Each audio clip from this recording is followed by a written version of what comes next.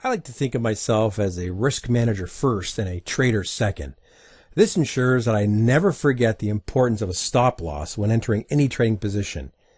If you think that how you manage risk will, in part, define how you succeed in trading, you already understand the importance of limiting your trading losses.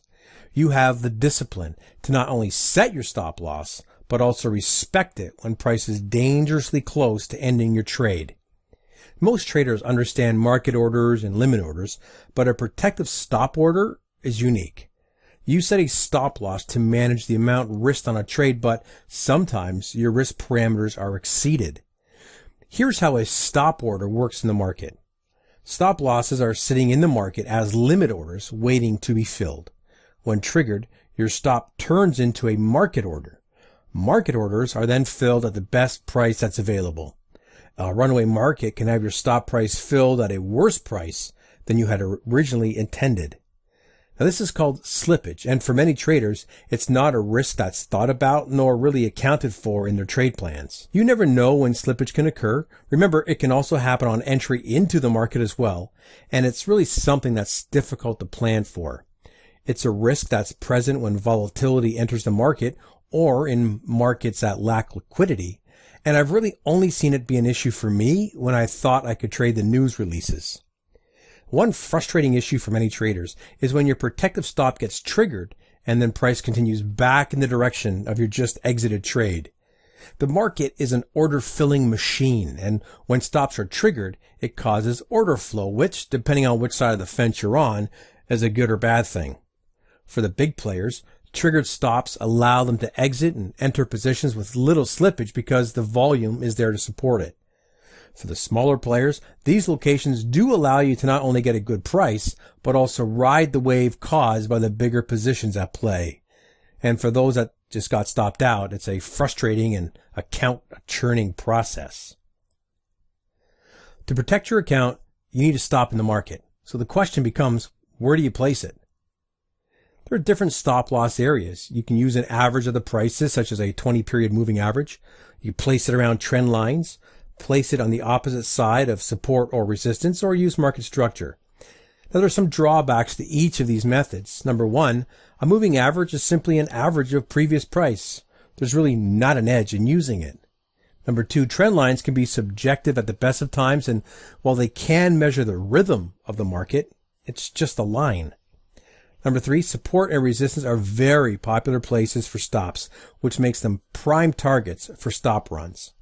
Market structure can be used, especially if you use a location where the trade would be invalidated. Now, there's no perfect location, but whatever you choose, ensure that you're consistent in their usage and place your stop just outside of the noise of the market. So, structure-based protective stop. Think of price action as the pen and structure as what the pen draws. Price moves in waves and leaves traces of where it's been. In an uptrending market, we have price making higher swing highs and higher swing lows. Now, as long as this pattern is intact, we can expect our trades to be relatively safe. Even if the highs start getting lower, it's not a sure thing that the move is completed, and it may even be an opportunity to buy into the market. Now, once the lows start to get broken, then we have an issue. So this chart is a continuation of the one I just showed you. You can see where the bulls were running out of steam with the higher high, the HH, but once the lower low, the LL, was printed, buying resumes, although temporarily. Now price is in a range, R, and with one large bear candle, the bottom is shattered. Now I want to draw your attention to the arrow.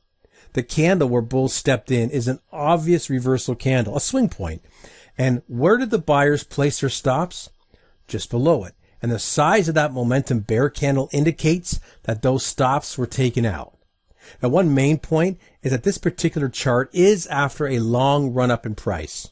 Now, buying or selling after such a large move, it's a risky venture, as those who bought in at the bottom or sold at the top look to take their profits. Now, that other chart showed that the structure low was a great spot to place your stop as price continues to fall after the retest. Many times, though, the next chart shows what happens. Where the dotted line starts on the left, we can see price dropped as sellers stepped into the market. Following the textbooks, many of the shorts probably had their stops just above the pivot, thinking that if it's violated, it's the end of the move. Price pulls back, runs the stops up to the red line, and on the same candle, the seller stepped in and drove the market lower. The stop losses were inside the noise of the market. Small pierces of support and resistance do not indicate the move's invalid, and if you scroll through many charts, you will see this play out time and time again. The problem is that most traders want a tight stop, which will allow them to increase their position size. This desire also puts them in the line of fire with stop runs. Yes, you want your stop around the pivot areas, but also far enough away that these runs are not going to hurt you. You will still risk the same percentage on the trade. It's just that you'll have to live with a smaller position size. Now, is it foolproof? No. And as we'd seen in the previous chart, when that pivot broke, the move continued in that direction. You're still not risking more by having your stop outside the normal fluctuations of the market, and you may increase your chance of staying in when many are taken out. Define the loss and protect your account. When a potential trade lines up, where is your stop going to go? Outside a pivot or a range high-low, and adjust for the noise of the market. Number 2, define your dollar risk on the trade and calculate the number of contracts that you can afford according to your defined risk amount. Number 3, enter the trade and ensure that your stop loss is in play. Number 4, allow the stop to execute when adverse price action takes place. Your stop loss is your friend that's meant to save your account from destruction. So let it do its job by ensuring that you place one on every trade. And as you can see, it's not really difficult to define the location. Just remember to account for the noise and stay within your risk tolerance.